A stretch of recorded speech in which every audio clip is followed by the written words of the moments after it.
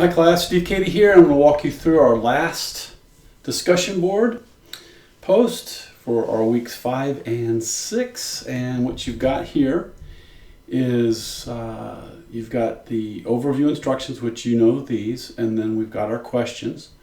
You can see you've got questions 1, 2, 3, and then the discussion after that. So this is very straightforward and 3 good questions. And a couple things I want to point out to you on the questions. One is make sure that when you answer the questions, you're using content from the chapter and using keywords and bolding those keywords in your answers. That's number 1.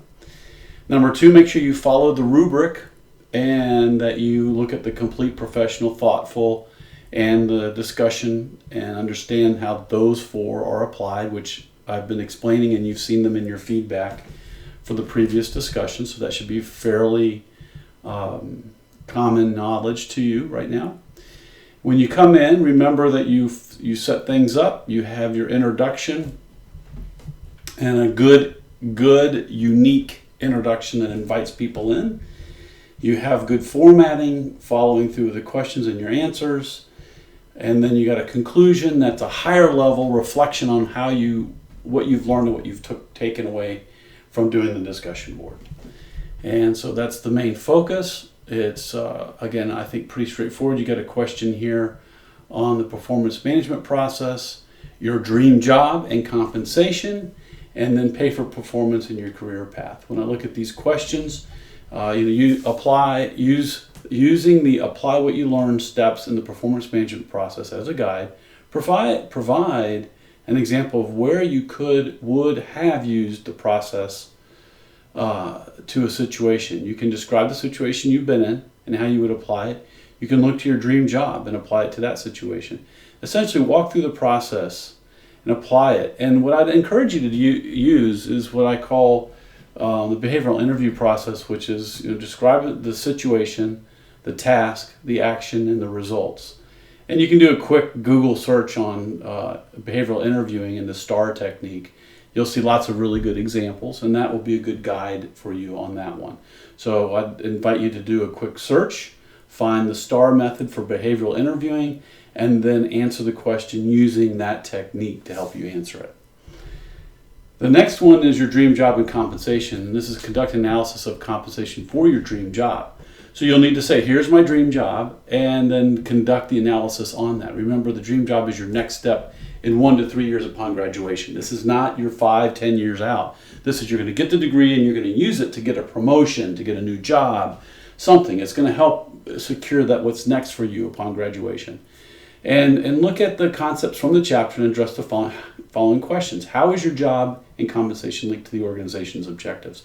So you'll need to go to the website and look at that organization and look for the organization's strategic plan. Look for their mission, their vision, their goals, and what they say about their organization and what they're trying to accomplish.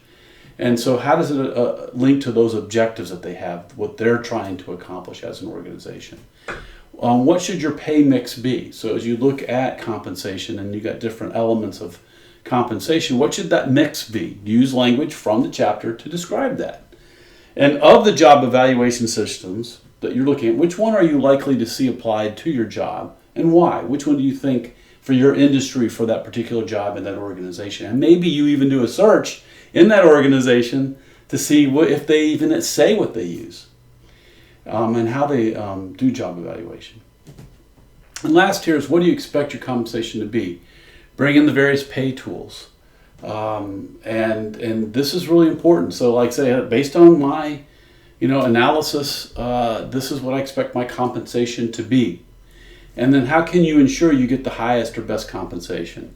So there are specific strategies that you can use to help you make a case for getting the highest and best compensation. And a couple of them is, one, you can look at what they have. They have a pay range, and they say pay is commensurate with your experience and so forth. So you will be looking at what they are saying, and you can look at how you can make the case that you can get the most compensation. A lot of times it's about making sure that you have the experience and the credentials. And between now and the time that you apply for that job, you want to make sure that you have those credentials in place so you can get the highest pay in that grade level. And so those are some things. So I want you to go through and look at your particular job, that job in your industry, and discuss each of these, A through E, through the lens of that job. Now you go to pay for performance in your career path. This is, what do you see as your career path over the next 20 years? Now we're looking longer. We have your dream job right out of your graduation, or your dream promotion right after graduation. Now you can look 20 years out. Describe 3 positions you could want to have over that time. So you're gonna 20 years out, you might have 3 steps, 3 promotions. You might have 3 different jobs. You might go into one field, max out in that field and become the CEO, and then decide to switch over to another field and, let's say, become an educator and teach in a university. So you could have a lot of different ways of thinking about how you want to do that over time. Pick the 3 job descriptions you will have at 3 key points over the next 20 years. At each level, describe the way the individual, group, and enterprise incentives will change. Note, as you go higher in an organization, the incentives will change. So this is really getting you to notice that as you progress through your career, you will be worth more, be able to make more, and you should have an idea of what you're shooting for. I hope you can see that these 3 questions here are great questions for you to do that are directly related to helping you. So the better you do on these questions, the better you will know what's in store for you and help you think about your future. And I think as serious as you take your future, take these questions, because these are great questions for you to have more information on as you start looking towards what's next for you. So again, all the questions, everything in this class is designed to help you go after that dream job in your ideal organization, always to give you that edge, that angle, and to connect into what you're doing professionally over the next 10, 20, 30, 40, 50 years, whatever that is for you. So I wish you well, and I look forward to seeing some great posts. Remember, you got a format here, and you come back after your step A, your week A, the first week of doing this, after you post your answers. You come back for the second week of our flow here, and you have group discussion. Post 5 reflective posts to different people in your group, and then have interactive conversation with 1, 2, or 3 people. I'm looking for a minimum of 10 posts, 5 reflective and 5 conversational. Hope this helps.